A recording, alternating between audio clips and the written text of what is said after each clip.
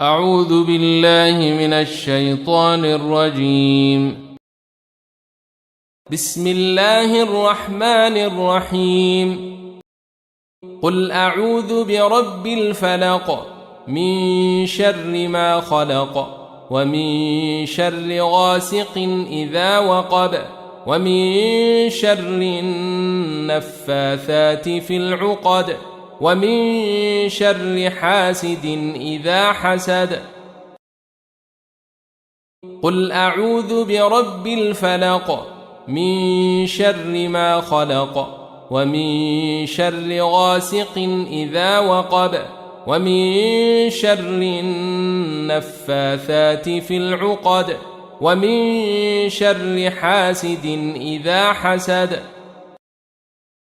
قل أعوذ برب الفلق من شر ما خلق ومن شر غاسق إذا وقب ومن شر النفاثات في العقد ومن شر حاسد إذا حسد.